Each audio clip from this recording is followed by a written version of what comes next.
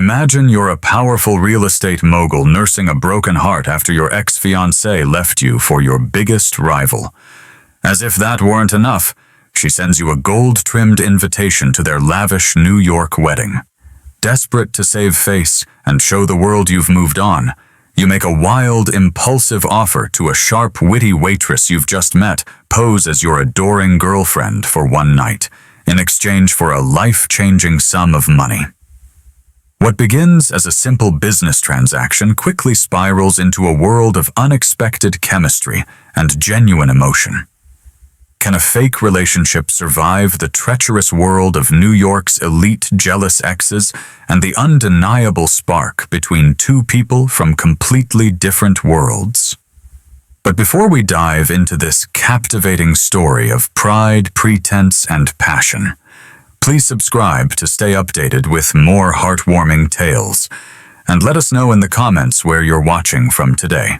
Join us to see if Liam Sterling and Chloe Jordan can turn a calculated deception into a love that's truly real.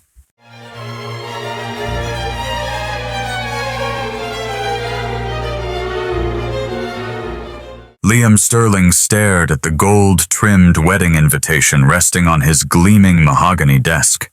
His jaw clenched as he read the names for the 10th time: Isabella Vance and Harrison Prescott IV.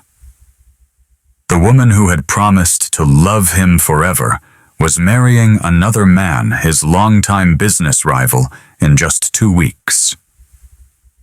"Sending me an invitation," Liam muttered, tossing the heavy cardstock aside as if it were contaminated. "That's just cruel." He ran a hand through his dark, perfectly styled hair and turned to gaze out the floor-to-ceiling windows of his penthouse office. The New York City skyline spread out before him, an empire of glass and steel that was a testament to everything he had built from nothing. At 38, Liam was one of the most successful real estate developers on the East Coast. His face had graced the cover of Forbes twice, and he commanded a fortune he couldn't spend in 3 lifetimes. But none of that had stopped Isabella from leaving him for Harrison Prescott, a man whose primary accomplishment was being born into wealth. His assistant's voice crackled through the intercom. "Mr. Sterling, your 200 has cancelled. You have the rest of the afternoon free." Liam let out a sigh that was heavy with frustration. "Thank you, Sarah." He grabbed his suit jacket and headed for the door. He couldn't bear another minute in the office with that invitation mocking him from his desk. 30 minutes later, Liam found himself in a small, unassuming cafe in Greenwich Village, a world away from the Michelin-starred restaurants he usually frequented. He liked it here precisely because no one knew him. No business associates to dissect his latest deal, no socialites looking to climb the ladder, and no paparazzi hoping for a shot of his public heartbreak. "Coffee black," he told the waitress, without looking up from his phone, his mind still replaying Isabella's parting words. "Wow, an adventurous order," a voice replied, laced with a hint of warm amusement. "Let me guess, bad day, or is ordering the plainest thing on the menu just your style?" Liam looked up, ready to deliver a curt dismissal to whoever was interrupting his brooding. Instead, he found himself looking into the warmest brown eyes he had ever seen. The waitress was beautiful, not in the polished, sculpted way of the women in his circle, but in a completely natural, effortless way. Her dark skin glowed without a hint of makeup, and her curly hair was pulled back into a simple ponytail that somehow looked elegant. Her name tag read Chloe. "Bad day," he admitted, surprised by his own honesty. "Bad month, actually." Chloe smiled a genuine expression that instantly lit up her face. "In that case, may I suggest our chocolate chip cookies? They're still warm from the oven, and I have it on good authority that they can cure most forms of misery." Despite himself, Liam felt the corner of his mouth twitch into a reluctant smile. "Add one to my order." Chloe nodded and turned to leave. "Wait," Liam called after her. "Make it 2 cookies. And join me. Your break must be coming up." Chloe turned back, raising a perfectly arched eyebrow. Bold of you to assume I want to spend my break listening to a stranger's problems. I'll make it worth your while, Liam said, immediately regretting how transactional it sounded. I mean, I could use the company, that's all. Chloe studied him for a long moment, her intelligent eyes seeming to see right through his expensive suit to the man underneath. Finally, she shrugged. My break's in 10 minutes, but I should warn you I give terrible advice. 12 minutes later, Chloe slid into the booth across from him with 2 plated cookies and her own cup of tea. So, she began, taking a bite of her cookie. What's got a guy in a $5,000 suit hiding out in a cafe that charges $3 for coffee? Liam blinked. How did you know how much my suit costs? I didn't, she said with a grin. But you just confirmed it. You're not the first rich guy to come slum it in here when life gets tough. Liam found himself chuckling, a sound that felt foreign after weeks of grim silence. My ex-fiancée is getting married, he said, the words tumbling out before he could stop them. To my business rival. Ouch! Chloe winced, her playful demeanor softening into genuine sympathy. That is straight out of a soap opera. It gets better, Liam continued, emboldened by her reaction. She sent me an invitation. Chloe nearly choked on her cookie. Are you serious? Who does that? Isabella Vance, that's who? Liam said, taking a sip of his coffee. She claims she wants us to remain friends and celebrate her happiness. And you're not going right. Please tell me you threw it in the nearest fire. Liam looked down at the dark liquid in his cup. I have to go. You absolutely do not have to go, Chloe countered. In my world, not showing up would be seen as a weakness, like I'm still heartbroken and can't face her. Are you still heartbroken? She asked her question, disarmingly blunt. No one in his circle would ever dare to be so direct. Liam paused, considering it. No, I'm angry. She didn't just leave. She leaked stories to the press claiming I was emotionally unavailable, that I cared more about my business than I did about her. Was she right? Chloe asked, her gaze unwavering. The question hit him like a physical blow. Maybe, he admitted, the honesty feeling, both painful and liberating. But I was building all of this for us. At least that's what I told myself. Chloe nodded, sipping her tea thoughtfully. So you're going to this wedding to what, prove something? To show everyone I've moved on, that I'm doing just fine without her? By showing up alone and looking miserable? Liam frowned. I was planning on bringing a date. Let me guess, she said, reading his silence perfectly. You don't actually have one lined up. Your break must be over by now, he said, changing the subject. Chloe checked her watch and stood up. You're right. Some of us have real jobs to get back to. As she turned to leave, a wild, utterly insane idea sparked in his mind. Wait, Chloe, what if you came with me? Chloe turned back, her expression incredulous. Excuse me, to the wedding, he repeated the idea, gaining momentum. As my date? You can't be serious. I'm completely serious. It's one night. I'd pay you, of course. Chloe's warm eyes turned cold in an instant. I'm not for hire, Mr. $5,000 suit. Liam backpedaled, mortified. No, that's not what I meant. Think of it as an acting job, playing a role for one evening. I need someone who won't fit in with that crowd. Someone real. You'd be perfect. Wow, you really know how to flatter a girl, she said, her voice dripping with sarcasm. Sorry, but I'm not interested in being your prop. She turned and walked away, leaving Liam feeling like an even bigger fool than before. The next day, Liam found himself back at the cafe. He told himself it was for the cookies, but he knew it was a lie. He needed to apologize. When Chloe approached his table, her expression was guarded. Back for more terrible advice. I came to apologize, he said, meeting her gaze directly. What I said yesterday was inappropriate and offensive. Chloe seemed genuinely surprised by his sincerity. She relaxed her stance slightly. Apology accepted. Most guys like you don't even realize when they've been offensive. Guys like me, rich and titled, used to getting what they want, she stated matter-of-factly. Liam couldn't argue with her assessment. Fair enough. Can I order now, or do you need to insult me some more first? A smile played on Chloe's lips. One black coffee coming up. Want another cookie to go with your misery? Yes, please. When she returned with his order, Liam noticed she looked exhausted. There were dark circles under her eyes that hadn't been there the day before. Rough night? He asked, his concern genuine. She hesitated. My mom's been sick. I was at the hospital until 3 a.m. I'm sorry to hear that. Is she okay? She has heart problems, needs surgery, but... Chloe's voice trailed off. Insurance only covers part of it. I'm working double shifts, but medical bills don't wait. She straightened her shoulders as if shaking off the weight of her worries. Anyway, it's not your problem. Enjoy your coffee. As she walked away, a new idea formed in Liam's mind, a better one, a more respectful one.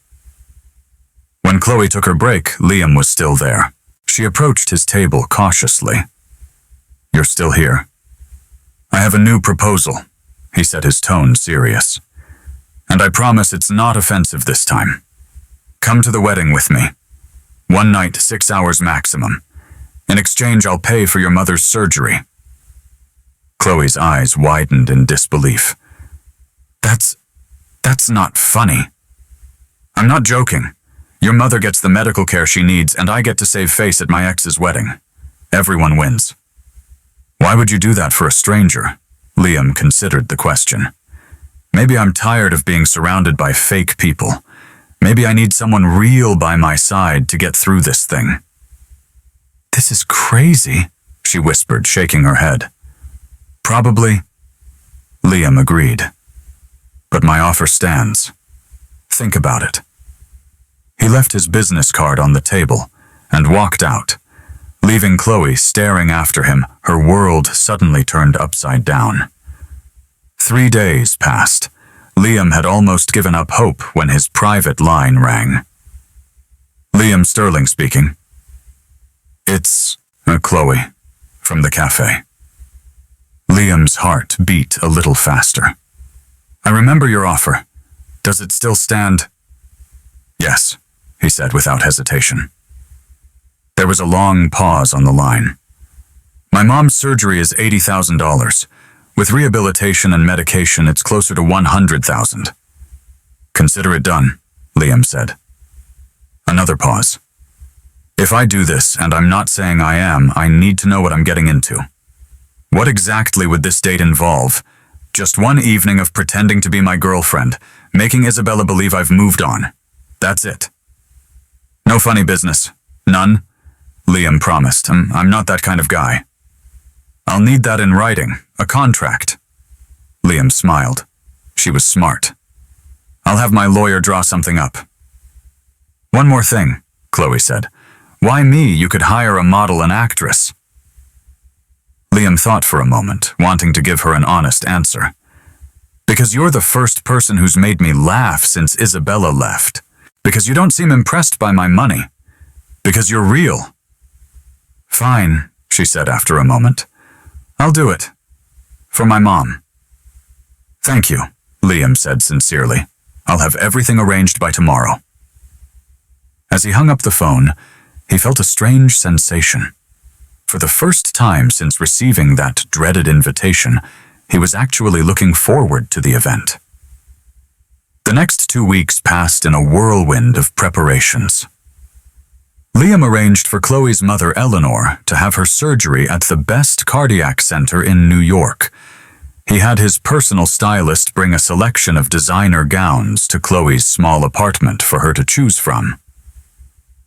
This is ridiculous, Chloe said, staring at the price tag on a red Valentino gown. This costs more than my rent for 6 months. It's a loan, Liam reminded her gently. Just for the night. Chloe eventually chose the simplest gown of the bunch, a floor-length dress in a stunning shade of deep sapphire blue with minimal embellishment. Yet when she tried it on, even the jaded stylist let out a soft gasp. "That's the one," Liam said quietly.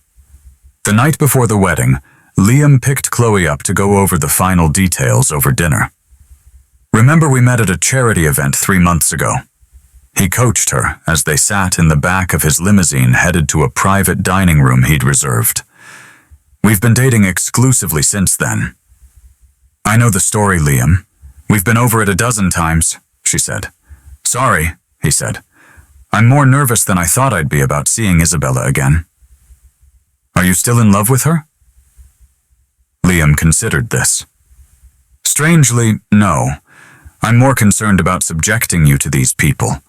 They can be judgmental." Chloe gave him a look that was both wry and resilient. "I'm a black woman who waited tables to put herself through college. Trust me, I've dealt with judgment before." Liam smiled. "You're right. You'll handle them better than I do." At dinner, they moved beyond their rehearsed backstory and began to talk about real things.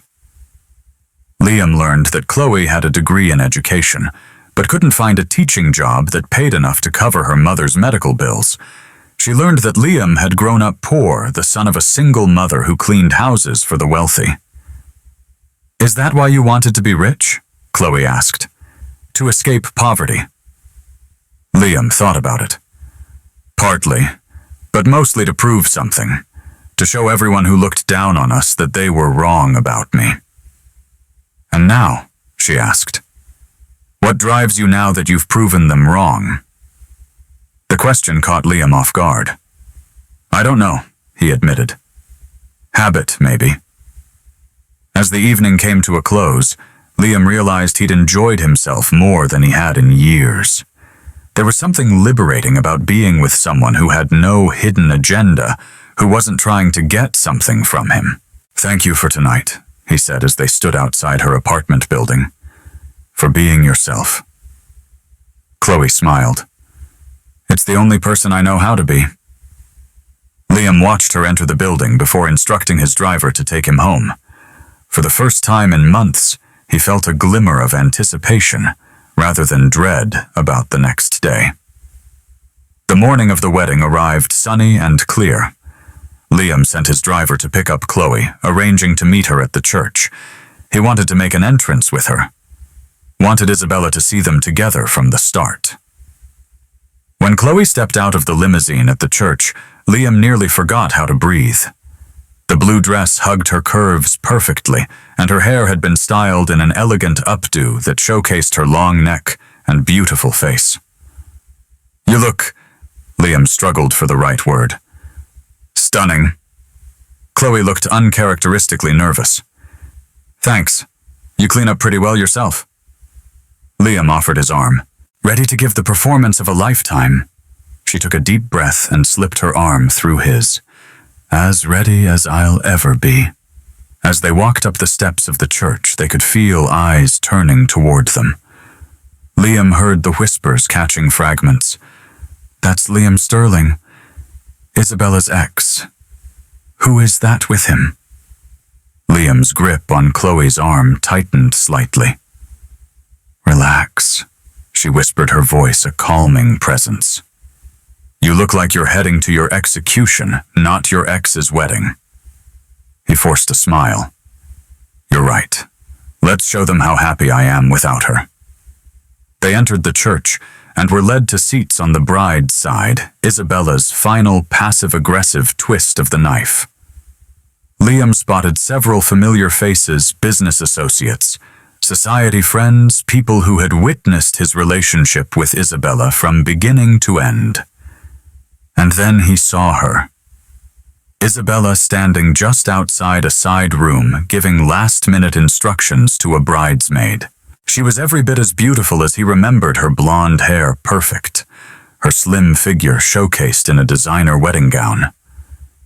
For a moment, Liam felt a pang of what might have been. But then Isabella looked up and saw him.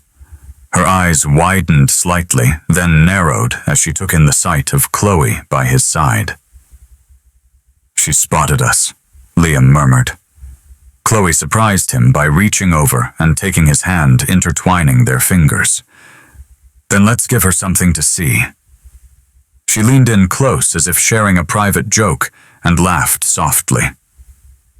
Liam found himself smiling in response, a genuine smile that reached his eyes. Isabella was still watching them, her expression unreadable. "I think it's working," Liam whispered. Chloe squeezed his hand. "The show's just getting started." As the music began and guests took their seats, Liam felt a strange mix of emotions. He had come here to prove something, to show Isabella and everyone else that he wasn't broken by her rejection. But sitting next to Chloe, feeling the warmth of her hand in his, he suddenly realized something unexpected. For the first time since Isabella had left him, Liam wasn't thinking about her at all. His thoughts were entirely focused on the woman beside him, a woman who had entered his life by chance, but now seemed somehow essential. And as the wedding march began to play, and everyone rose to watch the bride enter, Liam found himself stealing glances not at Isabella, but at Chloe, and the thought that came to him then was both thrilling and terrifying. What if this fake relationship was about to become the most real thing in his life? The ceremony was everything Liam had expected, excessive, elegant, and dripping with wealth. Crystal chandeliers hung from the church ceiling, and exotic flowers adorned every surface. Isabella floated down the aisle like a vision in white, her eyes fixed on Harrison Prescott IV, who stood at the altar, looking like he'd just won a prize. Liam felt Chloe shift beside him. "You okay?" she whispered. He nodded, surprised to realize he actually was. Watching Isabella marry another man should have been torture, but instead he felt oddly detached from the scene, as if watching a movie about someone else's life. "She seems nice," Chloe whispered, as Isabella reached the altar, her smile dazzling under the veil. Liam suppressed a snort. "Wait until you meet her." The minister began the service, his voice echoing through the church. Liam found his attention wandering. He glanced at Chloe's profile, the gentle curve of her cheek, the fullness of her lips, the way her eyelashes cast slight shadows when she blinked. If anyone can show just cause why this couple cannot lawfully be joined together in matrimony, let them speak now or forever. Hold their peace. Chloe nudged him with her elbow. "Don't even think about it," she murmured. Liam grinned. "Wouldn't dream of it." A few people nearby glanced at them with disapproval, but Liam didn't care. For the first time in months, he was actually enjoying himself. The ceremony concluded with Isabella and Harrison sealing their vows with a kiss. Guests applauded politely, and Liam joined in clapping with what he hoped looked like genuine happiness for the couple. "That wasn't so bad, was it?" Chloe asked as they followed the crowd out of the church. "The worst is yet to come," Liam warned her. "The reception is where people will really start talking to us." The reception was being held at the plaza in the grand ballroom. Liam's limousine joined the line of luxury cars waiting to drop off guests. Inside, Chloe was fidgeting with her purse. "Nervous?" Liam asked. "A little," she admitted. "I've never been to the plaza before, or a wedding this fancy." "Just remember you belong here as much as anyone else," he said. "More than most, actually." Chloe looked at him, surprised by the compliment. "Thanks." The grand ballroom was transformed into a wonderland of white and gold. Crystal glasses sparkled on tables draped with silk cloths. A string quartet played softly in one corner, and staff in impeccable uniforms circulated with trays of champagne. "Wow," Chloe breathed, taking it all in. "Excessive," Liam supplied. "I was going to say beautiful, but yeah, that too." Liam handed her a glass of champagne from a passing waiter. "Liquid courage," he said, taking one for himself. They hadn't been there 5 minutes when the first of Liam's acquaintances approached. Melissa Worthington, a socialite who had been friends with Isabella for years. "Liam, darling," she exclaimed, air-kissing both his cheeks. "We weren't sure you'd come. How brave of you." Her gaze slid to Chloe, openly curious. Liam placed his hand at the small of Chloe's back. "Melissa, this is Chloe Jordan, my girlfriend. Chloe Melissa Worthington is an old friend." Melissa's perfectly groomed eyebrows rose slightly. "Girlfriend. How wonderful. And what do you do?" "Chloe," before Chloe could answer, Liam cut in. "Chloe is an educator. She's brilliant with children." It wasn't exactly a lie. Chloe had told him about her degree in education and her dream of teaching. "How noble," Melissa said in a tone that suggested she found it anything but. "Well, I must mingle. Lovely to meet you, Veronica." "It's Chloe," Chloe corrected politely, but Melissa was already walking away. "And that," Liam said with a sigh, "is just the beginning." Throughout the cocktail hour, Liam introduced Chloe to countless people whose names she knew she would never remember. Most were polite, but distant, clearly wondering how a woman like her had ended up with Liam Sterling. "They're wondering if you're a gold digger or if I've lost my mind," Liam murmured as they found a moment alone. "Let them wonder," Chloe replied coolly. "I don't care what these people think of me." Liam wished he could say the same. For too many years, he'd cared deeply about the opinions of this crowd. "Liam," a female voice interrupted his thoughts. Isabella stood before them, resplendent in her wedding gown, her new husband at her side. Up close, she was even more beautiful. "Isabella," Liam replied evenly. "Congratulations to you both." Harrison Prescott extended his hand. "Sterling, glad you could make it." Liam shook it briefly, then placed his arm around Chloe's waist. "I'd like you to meet Chloe Jordan. Chloe, this is Isabella. Wellington now, I suppose, and her husband Harrison." Isabella's eyes assessed Chloe from head to toe. "How lovely to meet you. I don't believe Liam has mentioned you before." "We've been keeping things private," Chloe replied smoothly. "Liam values his personal life, especially after—" She let the words hang in the air with perfect timing. Isabella's smile tightened. "Yes, well, it's important to move on, isn't it?" "Very important," Liam agreed, looking at Chloe with what he hoped appeared to be genuine affection. "Sometimes the best things come into your life when you least expect them." Chloe played her part, perfectly leaning into him and looking up with a warm smile. "Like walking into a cafe and finding someone who changes everything," she said softly. The look on Isabella's face was priceless, a mixture of surprise and something that looked suspiciously like jealousy. "Well," Harrison said, clearly sensing the tension, "we should continue greeting our guests. Enjoy the evening." As they walked away, Liam let out a breath he hadn't realized he was holding. "You were amazing," he told Chloe. The look on her face. "I think we convinced her," Chloe agreed, "though I'm not sure she's as over you as she wants everyone to believe." "What do you mean?" Liam frowned. "The way she looked at you, and at me. She wanted to hate me on sight." Liam hadn't noticed. He'd been too focused on playing his own part. "Well, you're certainly giving her a reason to be jealous. Every man in this room has been stealing glances at you all night." Chloe laughed.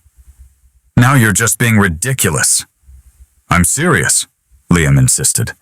"That blue dress was definitely the right choice." Chloe's cheeks darkened slightly, and Liam realized she was blushing. It was unexpectedly charming.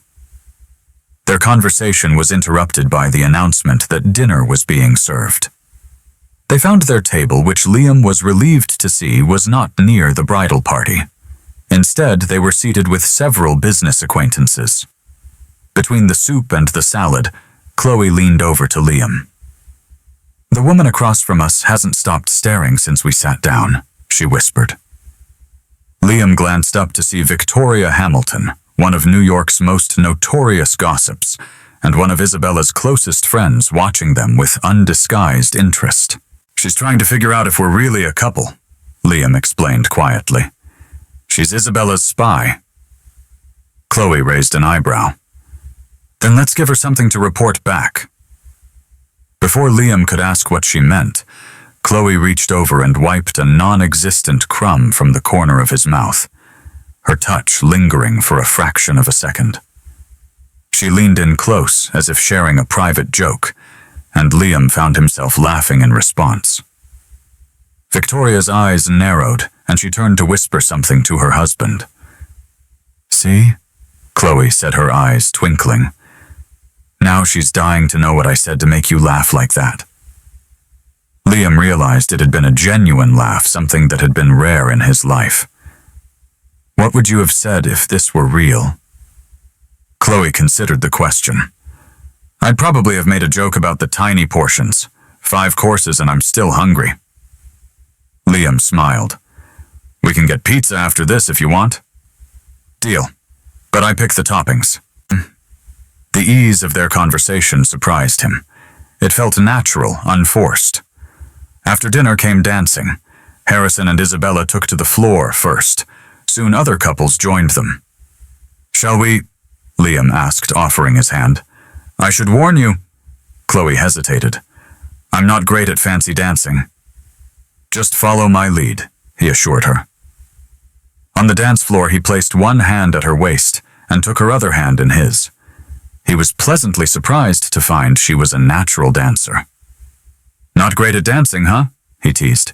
You're doing perfectly. Don't sound so surprised, she replied, but she was smiling. As they danced, Liam became increasingly aware of her, the warmth of her hand, the scent of her perfume, the way her body moved in harmony with his. It was disconcerting. Isabella is watching us, Chloe murmured. Liam didn't turn to look. Let her watch, he said, pulling Chloe slightly closer. The song changed to something slower, more intimate. Unsure of the protocol for their fake relationship, Liam hesitated.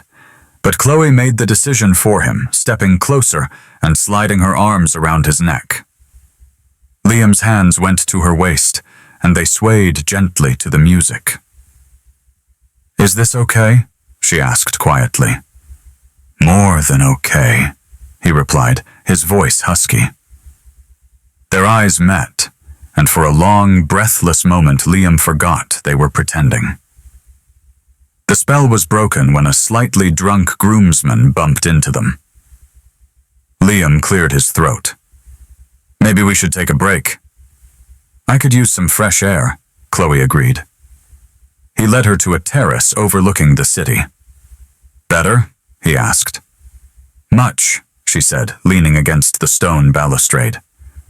This whole night is surreal. Yesterday I was serving coffee, and tonight I'm at the plaza pretending to be in love with a millionaire. Billionaire, Liam corrected automatically, then grimaced. Sorry, that sounded incredibly arrogant. Chloe laughed. It did, but I was technically incorrect, so I'll allow it. Thank you for doing this, he said more seriously. I know it can't be easy. Some parts are easier than others, she replied, her eyes meeting his again. Before he could respond, the terrace doors opened, and Isabella stepped out alone. Liam, there you are, she said, her voice overly bright. I was hoping to steal you for a dance for old time's sake. She turned to Chloe with a smile that didn't reach her eyes. You don't mind, do you?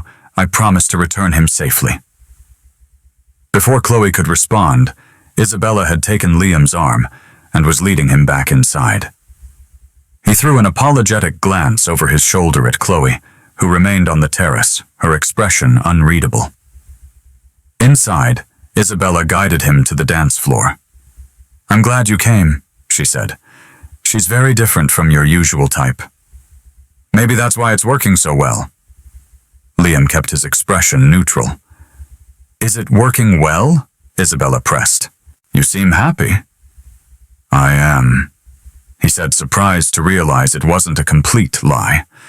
The conversation that followed was surprisingly honest. They admitted they had brought out the worst in each other, that their passion had often been destructive. The song ended, and Liam stepped back.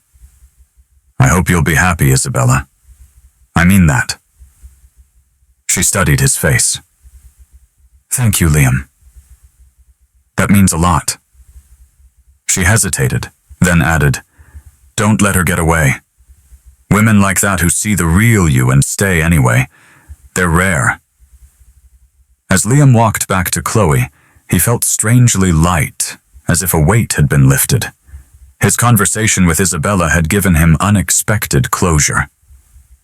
"How was your dance with the bride?" Chloe asked as he approached. "Enlightening," he replied. "I think I finally understand why she left. We weren't good for each other." He looked at Chloe, really looked at her. The right person doesn't make you feel like you're constantly fighting for approval. They make you feel like your best self. "And who is Liam Sterling's best self?" she asked, a slight smile on her lips. "I'm not entirely sure yet," he admitted. "But I think I'm closer to finding out tonight than I have been in years." The clinking of glasses signaled it was time for cake cutting. "I think we've done our part here," Liam said quietly. "Would you mind if we left early?"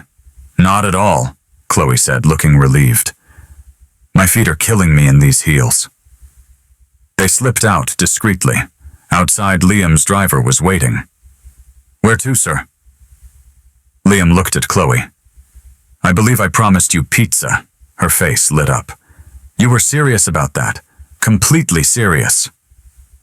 20 minutes later, still in their formal attire, they were sitting in a small, dimly lit pizzeria, sharing a large pizza with extra cheese and pepperoni. "This is definitely an improvement," Chloe said, taking a happy bite. "Thank you," Liam said suddenly, "for making what could have been a miserable evening into something unexpectedly nice." "It wasn't so bad," she admitted. "Your friends are judgmental, but not as horrible as I expected." "They're not really my friends," he confessed. "Just business connections." "Don't you have any real friends?" she asked. The question hit home. "A few, but success changes things. It makes genuine connections difficult." "That sounds lonely," she said softly, and he realized she was right. "Well, now you have one genuine connection," she said lightly. "Me. I've seen you at your most vulnerable, and I still think you're okay." "Just okay?" he teased. "Don't push it, billionaire boy. Okay is a high compliment coming from me." Their easy banter continued as they finished. He couldn't remember the last time he'd felt so comfortable. When they stepped outside, he noticed her shiver in her sleeveless gown and placed his tuxedo jacket around her shoulders. "Such a gentleman," she teased. "Don't sound so surprised." His driver was waiting nearby. He opened the car door for her, but before she got in, she turned to face him, her expression suddenly serious. "Liam, I need to ask you something. Tonight when we were dancing, was it all just for show, or was there something real happening between us?" He could have deflected, but something about her made him want to be honest. "It wasn't all for show," he admitted. "At least not for me." She searched his face, then said softly, "Not for me either." They stood there for a moment, the confession hanging in the air. "I want to kiss you," he said, his voice low, "and not for anyone else's benefit, just because I want to." A slow smile curved her lips. "What's stopping you?" He closed the distance between them, his hands gently cradling her face as he kissed her. It was soft and tentative at first, then deepened as she responded, her arms sliding around his neck. When they finally broke apart, both slightly breathless, he rested his forehead against hers. "That was definitely not pretend," he murmured. "Definitely not," she agreed. The perfect moment was shattered by his ringing phone. He reluctantly pulled away. "I have to take this. It's my London office." He answered the call, his expression shifting from romantic to serious. "I'm sorry," he said after hanging up. "There's an issue with a project in London. I'll need to make some calls tonight." The drive to her apartment was quieter. At her door, he said, "I had a wonderful evening." "So did I," she replied, handing him back his jacket. "Thank you for everything. For my mom's surgery for tonight." "You earned it," he said. "You were the perfect date." An awkward pause stretched between them. "I'd like to see you again," he finally said. "Not for pretend this time, for real." Her eyes met his. "I'd like that too." He leaned in and kissed her again briefly, but with promise. "I'll call you tomorrow." As he walked back to the car, Liam felt like a different man. He had gone to the wedding expecting to prove a point, never expecting to actually begin moving on.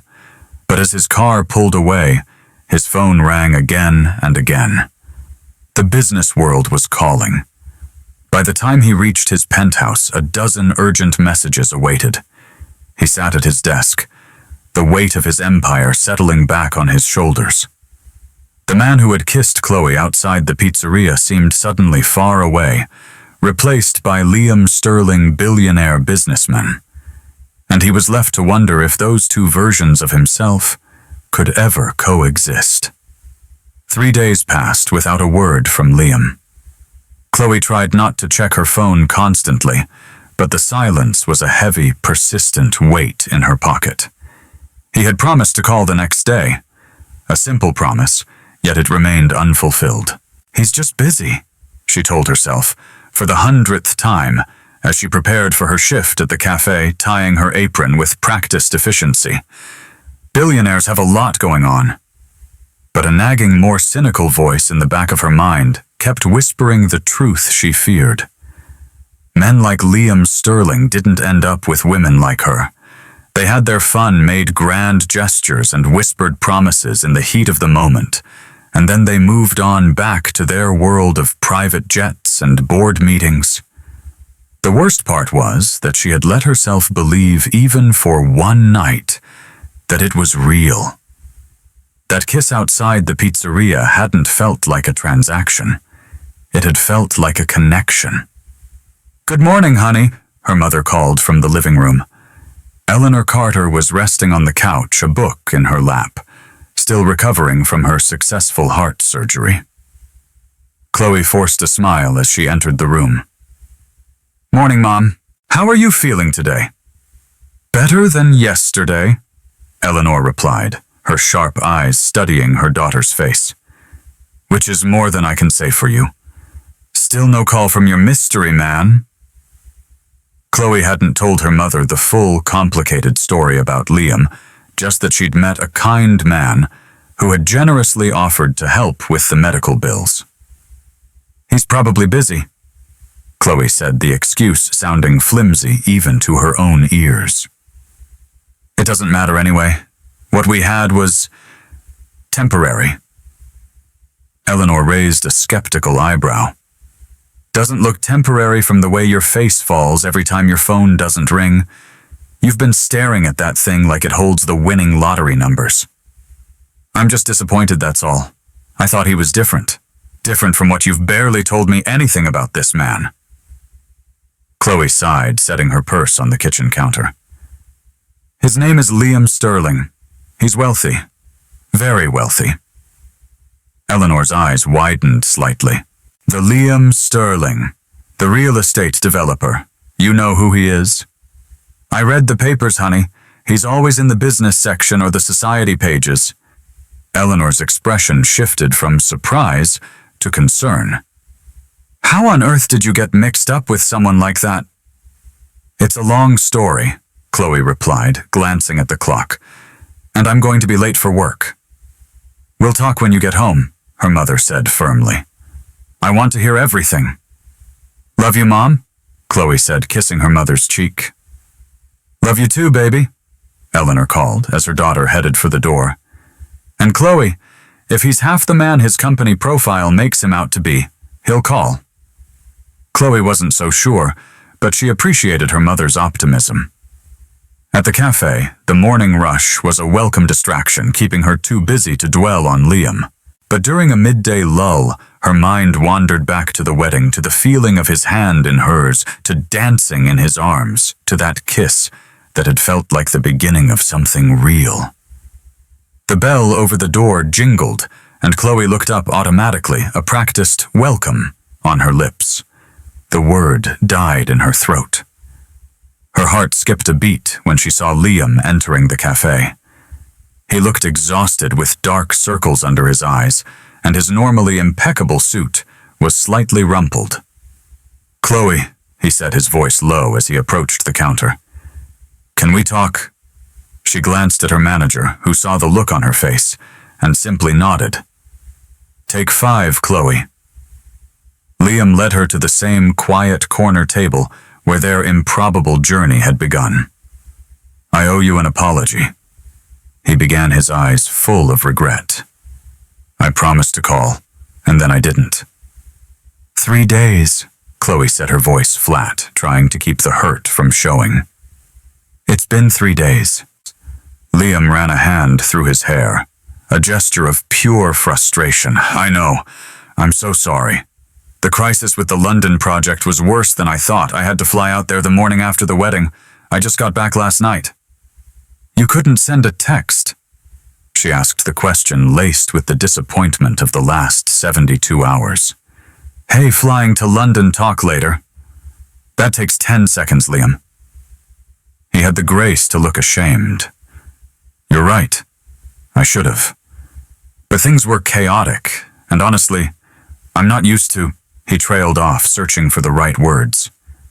"Not used to what?" she pressed. "Basic courtesy.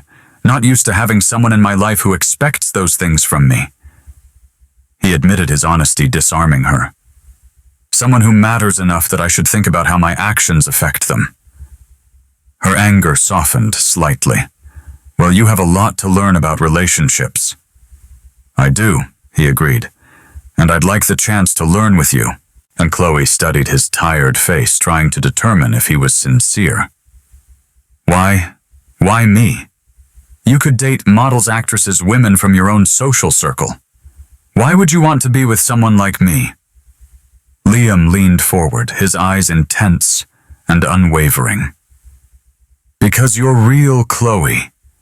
You're the most authentic person I've ever met. You don't care about my money or my status. You call me out when I'm being an idiot. And when I'm with you, I feel like myself. Not Liam Sterling the billionaire, just Liam." She wanted to believe him, but a lifetime of caution held her back. "This isn't a fairy tale, Liam. I'm not Cinderella, and real life doesn't work like the movies. We come from completely different worlds." "I know," he said, "and I'm not saying it will be easy. But I think what we started at the wedding, what we both felt, it's worth exploring, don't you?" Before she could answer, her manager called from behind the counter. "Chloe, break's over." "We're getting busy again." Chloe stood up. "I have to get back to work." "Of course." Liam nodded. "But can I see you tonight?" "Let me take you to dinner. A real date." She hesitated. "I'm not sure that's a good idea." "Please," he said, his voice earnest. "One real date. If you still think we're too different afterward, I'll respect that. But at least give us a chance." Looking into his tired but hopeful eyes, she found her resolve crumbling. "Okay," she heard herself say. "One date." Liam's face broke into a smile that was like sunshine breaking through clouds. "I'll pick you up at 7. As he left, Chloe tried to temper the hope blooming in her chest. One date didn't mean anything, but she couldn't deny the flutter of excitement at the thought of seeing him again. That evening, Chloe agonized over what to wear. Nothing in her closet seemed right. She finally settled on a simple burgundy dress, not too fancy, but nicer than her work clothes. "You look beautiful," her mother said from the doorway of her bedroom. "Thanks, Mom." Chloe turned from the mirror, her nerves jangling. I'm not sure why I'm even doing this. It's probably a mistake. Eleanor came in and sat on the edge of the bed. After our talk this afternoon, I'm not so sure it is. This man paid for my surgery without even knowing me. That says something about his character. Or about how much money he has to throw around, Chloe countered. Rich people don't part with their money that easily, believe me, her mother said sagely. I've cleaned enough houses for wealthy families to know that. Chloe smiled. Since when are you the optimist in this family? Since my daughter caught the eye of a man who might actually be worthy of her, Eleanor replied, reaching for Chloe's hand. Just promise me you'll give him a fair chance. Don't just dismiss him because you're scared. I'm not scared, Chloe protested. Her mother gave her a knowing look. You're terrified. Not of him, but of what might happen if you let yourself fall for him. Before Chloe could respond, the intercom buzzed. Liam was here. Downstairs, Liam waited in the lobby of her apartment building. He had debated sending a car, but decided that would feel too impersonal. He'd come himself. When Chloe stepped off the elevator, his breath caught. She looked beautiful in the simple dress, her hair loose around her shoulders. Hi, he said suddenly, feeling like a teenager on his first date. Hi, she replied, a hint of shyness in her smile. You look amazing, he told her, meaning every word. Thank you. You clean up pretty well yourself. He was wearing a tailored suit, but not the intimidating kind he wore for business. It was more relaxed, though, still clearly expensive. Shall we? He offered his arm, and she took it. Outside, his driver opened the door of a sleek black car, not the limousine, but still luxury on wheels. Where are we going? She asked as they settled into the back seat. I thought we'd try something different tonight, he said. No fancy restaurants, no pretense, just good food and a chance to talk. Really talk.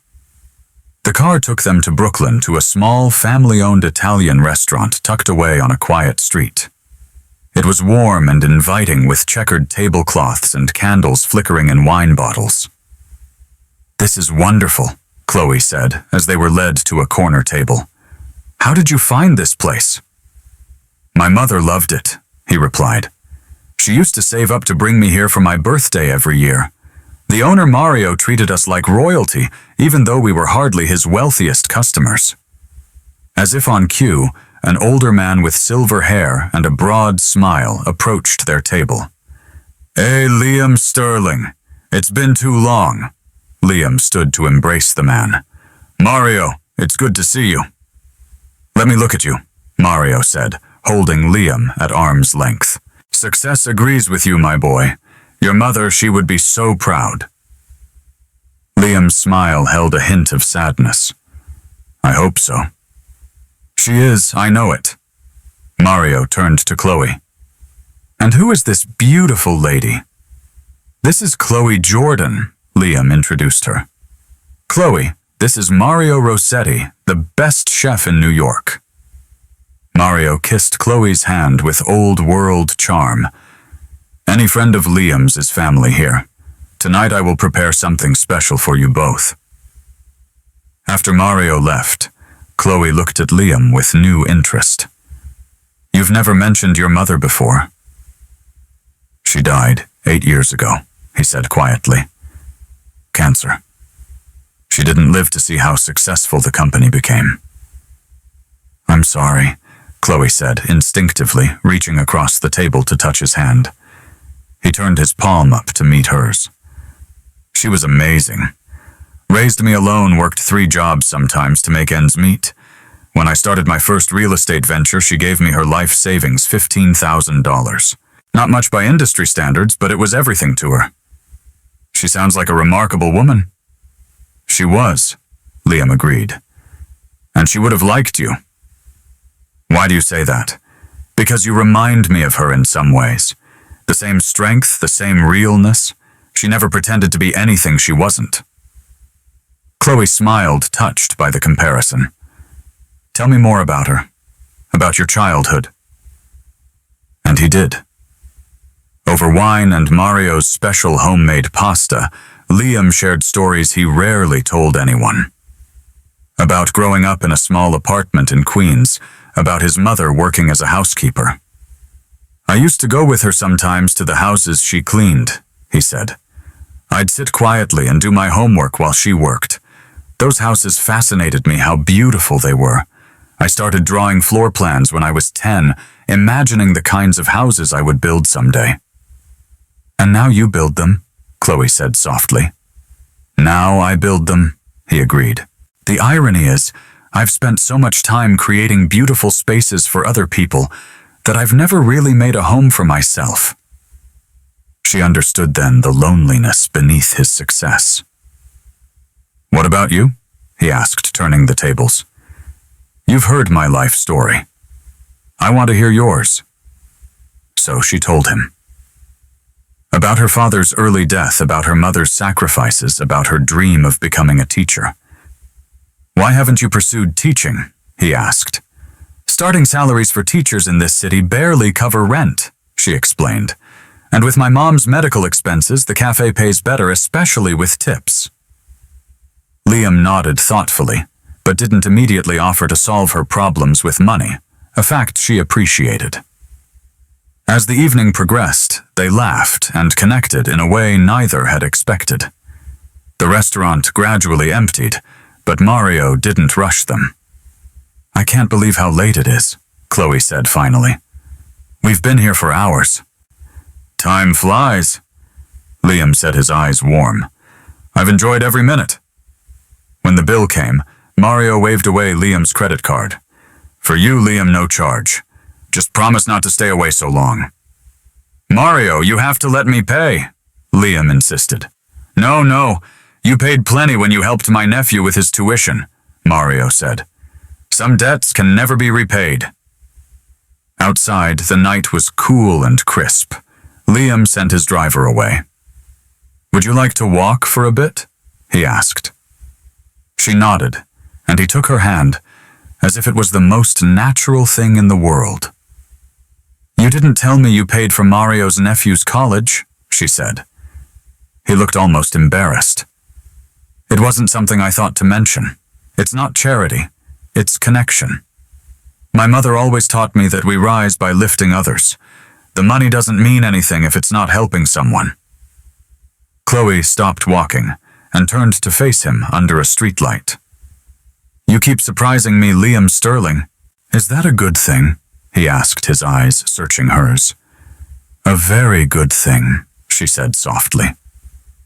He stepped closer, his hand gently touching her cheek. May I kiss you? Instead of answering, she rose on her tiptoes and pressed her lips to his.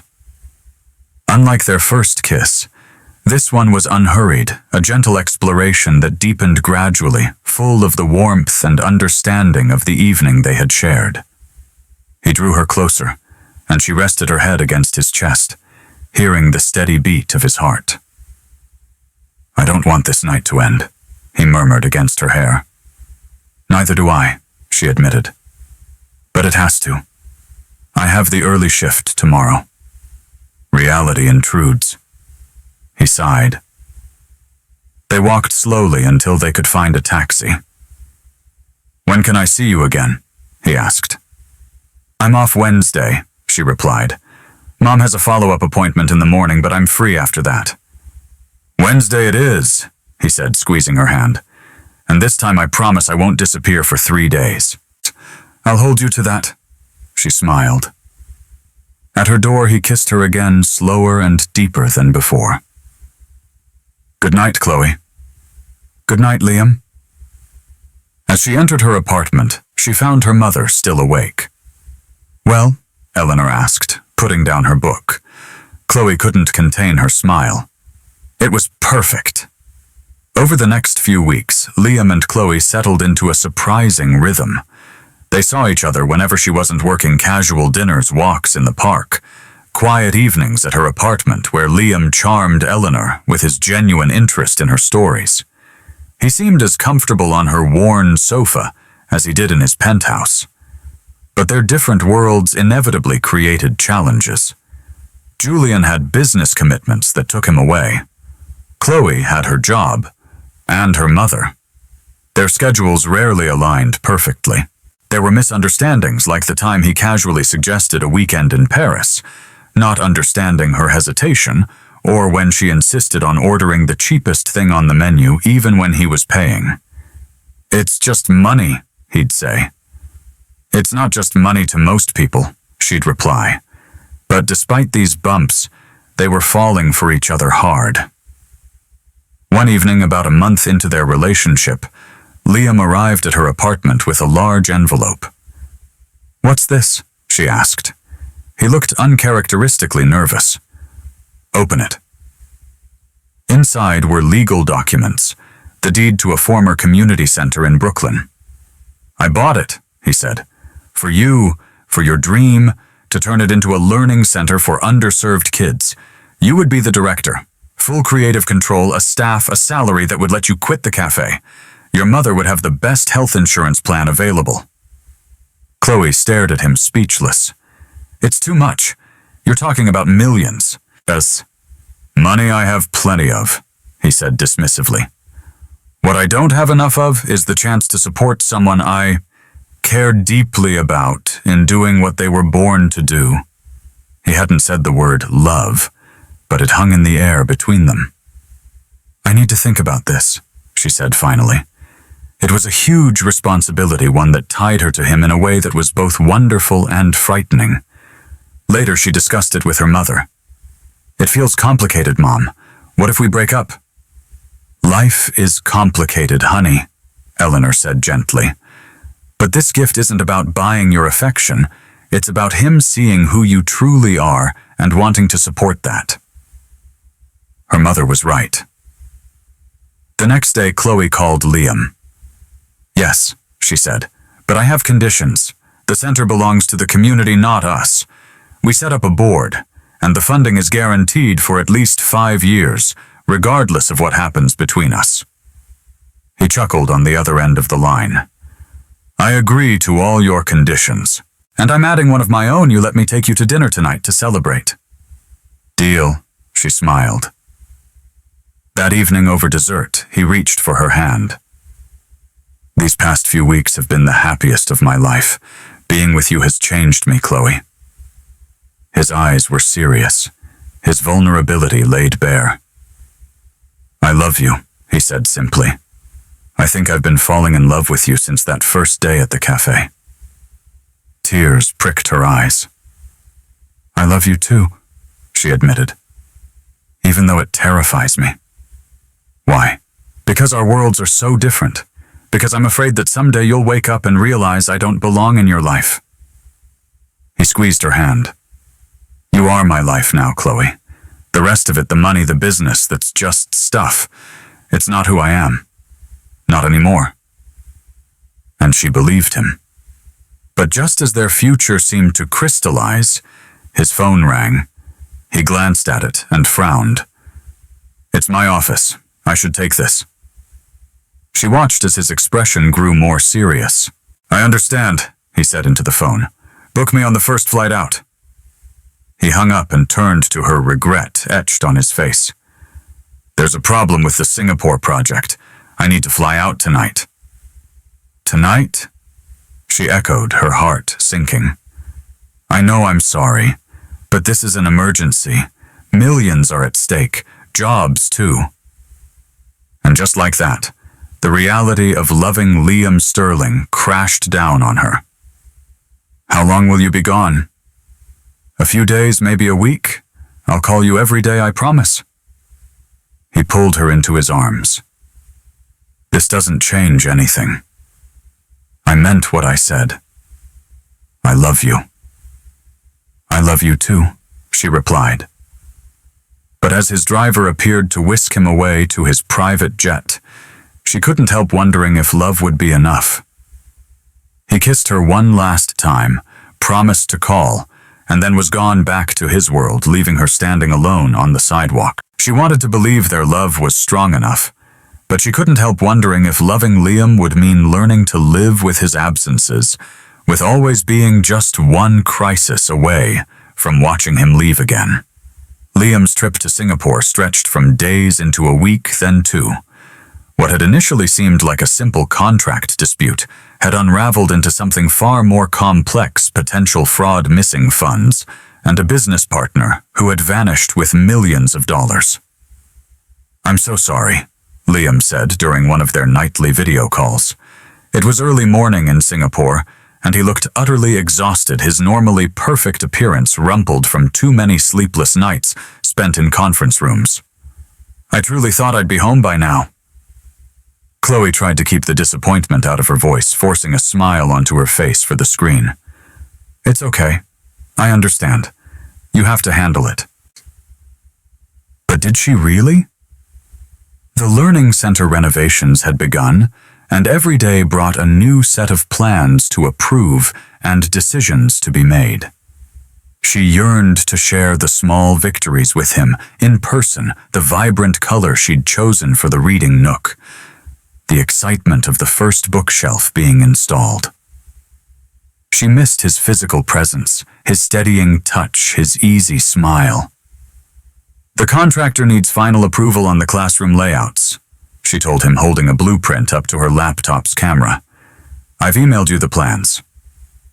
Liam nodded, but she could see his mind was a million miles away, still tangled in spreadsheets and legal documents. "I trust your judgment, Chloe. Whatever you decide will be perfect." "But I want your input," she insisted, a slight edge to her voice. "This is supposed to be our project." Liam ran a hand through his already disheveled hair, a gesture of pure weariness. "I know, and I'm sorry I can't be more present right now. But this situation here is critical. If we don't resolve it, the company could lose hundreds of millions." The company. It was always the company. Chloe was beginning to understand that Liam's business wasn't just what he did. It was an inseparable part of who he was, a demanding entity she would always have to share him with. "I understand," she said again, though the words were beginning to sound hollow even to her own ears. "I will make it up to you," he promised, his voice earnest. "As soon as this is resolved, we'll take a real vacation. Anywhere you want to go. Just the two of us, no phones, no interruptions." Chloe smiled, a fragile, fleeting thing, but the doubt remained a small, cold stone in the pit of her stomach. Would there ever be a time when his work wasn't calling him away? Or would their entire relationship be a series of interruptions and rescheduled plans held together by promises to make it up later? After the call ended, she went to check on her mother, who was watching a game show in the living room. "How's Liam?" Eleanor asked, muting the television. "Still in Singapore, still dealing with the crisis." Chloe sank onto the couch beside her mother. Eleanor studied her daughter's face with a knowing gaze. "You're starting to have doubts, aren't you? Is it that obvious? Only to someone who knows you as well as I do," her mother said gently, taking Chloe's hand. "Talk to me, baby." Chloe sighed, the weight of the past few weeks pressing down on her. "I love him, Mom. I really, really do. But I'm starting to wonder if loving him means always being the second priority in his life. I feel like I'm in a holding pattern, waiting for his real life to pause long enough for me to be a part of it." "That's the reality of being with a man like Liam," Eleanor said softly. "His work will always demand his attention. It's built an empire." "I know, and I don't want him to change who he is. I fell in love with Liam, all of him, including his drive and ambition. I just wonder if there's enough room in that life for me, for us." "Have you talked to him about this? Told him how you feel?" Chloe shook her head. "How can I? He's under so much pressure right now. It would just sound like I'm complaining, adding to his stress." "But these feelings won't go away on their own," Eleanor pointed out. "Bottling them up will only make them fester. You need to be honest with him, honey, and more importantly with yourself about what you truly need in a partnership." Chloe knew her mother was right, but that difficult conversation would have to wait until Liam returned, if he returned. Just when she had begun to think the Singapore saga would never end, Liam called with good news. It had been 5 long weeks. "We've resolved it," he told her, his voice more upbeat and energized than she'd heard it in over a month. "We recovered most of the funds. I'm flying home tomorrow." "Really?" Chloe couldn't keep the sudden, soaring excitement from her voice. "Tomorrow? That's wonderful. I've missed you so much," he said, his voice dropping to an intimate murmur. "These 5 weeks have been torture." "I've missed you too." "I want to see you as soon as I land," he said. "My flight gets in at 3 p.m. Can I come straight to your place?" "Of course," she replied, her heart fluttering. "Mom will be at her book club until 6, so we'll have some time alone." "Perfect. I love you, Chloe." "I love you too, Liam." After they hung up, a wave of nerves washed over her. She was desperate to see him, to be in his arms again. But she also knew they needed to have that serious conversation about their future, about whether they could truly build a life together that wouldn't be constantly fractured by the demands of his. The next day, Chloe cleaned the apartment until it sparkled and prepared Liam's favorite meal, the simple pasta dish her mother had taught her. She wore the blue dress he loved, the one that matched her eyes, and waited anxiously for his arrival. When the doorbell rang at exactly 4 p.m., she took a deep breath and opened it.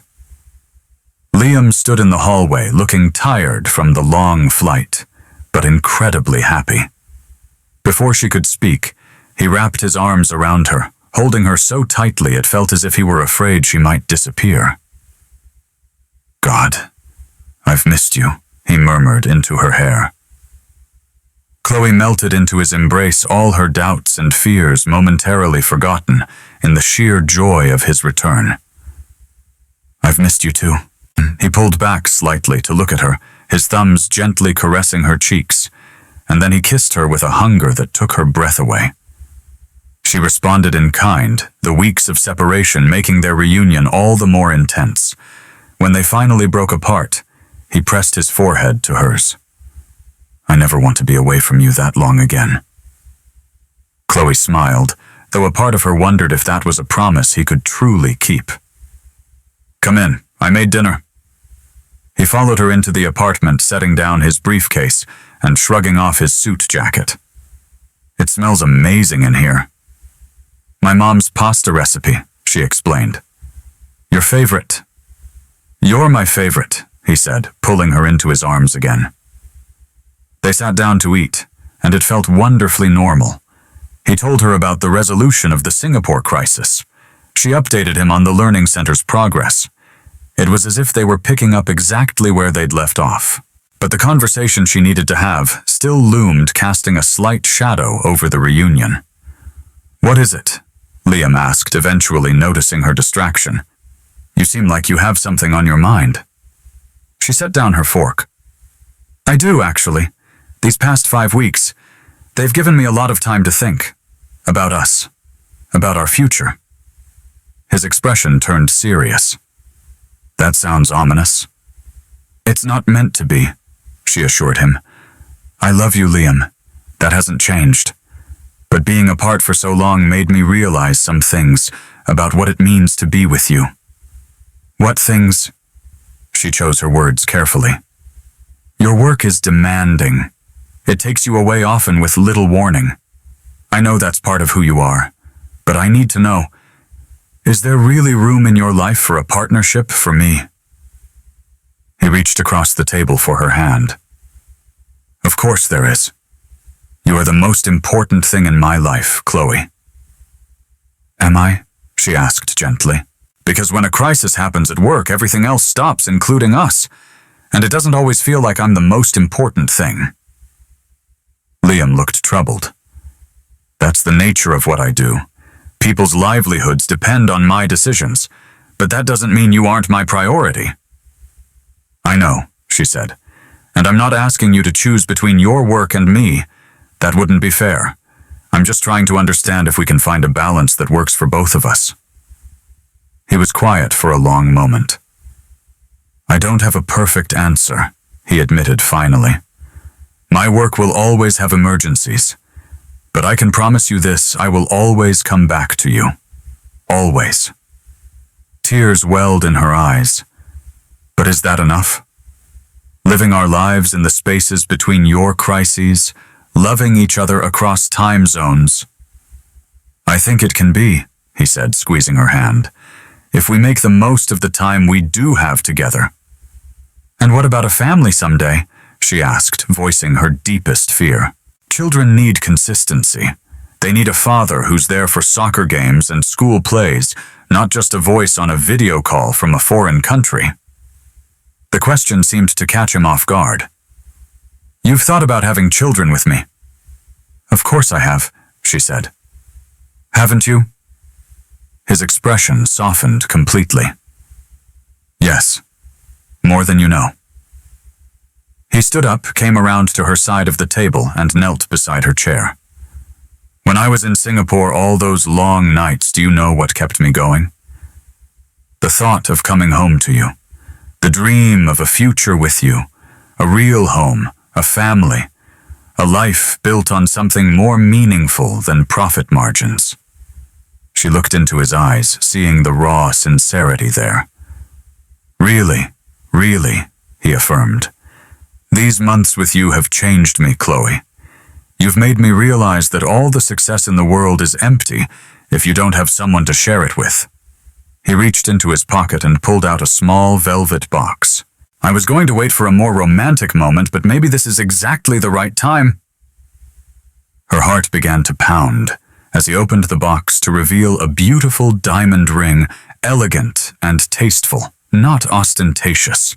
It was perfect. Chloe Jordan, he said, his voice thick with emotion. You've shown me what truly matters. I want to build a life with you, a real life with a home that's full of love, with children someday, with all the everyday moments that make a marriage real. He took a deep breath. Will you marry me? Tears streamed down her cheeks. Despite all her doubts, all her fears, she knew the answer. Yes, she whispered. Yes, I'll marry you. He slipped the ring onto her finger, then stood and pulled her into his arms, kissing her with a tenderness that made her heart ache with joy.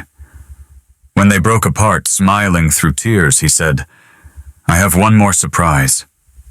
Another one, I'm not sure my heart can take it. She laughed. He retrieved his briefcase and pulled out a folder. I did a lot of thinking while I was away. About us, about the future. He handed her the documents. I'm restructuring the company, creating a new leadership team, people I trust to handle the day-to-day operations and the crises. It will allow me to have a more balanced life. She looked up at him, stunned. Liam, I never asked you to do this. You didn't ask, and that's exactly why I'm doing it, he said. Because I want to. Because no business success is worth sacrificing a life with the woman I love. But your company, it's been your life's work. It has been, he agreed. But now it's just a part of my life. You are my life. She searched his face for any sign of regret, and found only love. When Eleanor returned from her book club, they shared the happy news. Tears of joy streamed down her mother's face as she embraced them both. Later that evening, they sat together on the small balcony of her apartment. I've been thinking about where we should live, Liam said. Not the penthouse. It never felt like a home. Maybe a brownstone in Brooklyn near the Learning Center. That sounds perfect, she whispered, leaning her head against his shoulder. We could have a small wedding, he continued. Nothing extravagant, just family and close friends. She raised an eyebrow. Liam Sterling shunning extravagance. Who are you? He laughed. I told you you've changed me for the better. I think we've both changed, she said. That's what happens when you find the right person. They don't just love you, they help you become the best version of yourself. They sat in comfortable silence, watching the city lights twinkle. Do you ever think about how this all started? she asked. "With you needing a fake date to your ex's wedding?" He chuckled. "Best business arrangement I ever made." "I still can't believe I agreed to it." "Maybe some part of you knew," he suggested, "that we were meant to find each other." He turned to face her, his expression serious. "I believe that, Chloe. I believe every decision, every success and failure was just leading me to that cafe. To you." 6 months later, on a perfect spring day, they were married in the garden of their new Brooklyn brownstone. It was a small ceremony, a far cry from the lavish wedding everyone expected. Isabella and Harrison were even there. Their presence a quiet testament to how fully Liam had moved on. "He's different with you," Isabella told Chloe at the reception. "Happier." "We're good for each other," Chloe replied simply. The learning center was thriving, and Liam had kept his promise, finding a balance between his empire and his home. As they danced at their reception, he held her close. "Happy?" he asked. "Happier than I ever thought possible," she replied. "I have everything I never knew I needed," he said. "A real home, a purpose beyond making money, and a wife who loves me for me." "Well, the billions don't hurt," she teased. He laughed. "There's the woman I fell in love with, always keeping me humble." As the last guests departed, they stood on the steps of their new home. "So," he set his arm around his wife's waist, "was it worth it saying yes to my ridiculous proposal that day in the cafe?" She pretended to consider it. "Well, I got a handsome husband, a beautiful home, a job I love. I'd say it was a pretty good deal." He leaned down to kiss his wife, the unexpected +1 who had become the love of his life. Their worlds had been different, their paths unlikely to cross. But fate, or chance, or perhaps just the courage to take a risk on something real, had brought them together. And as they entered their home as husband and wife, they both knew they were exactly where they were meant to be.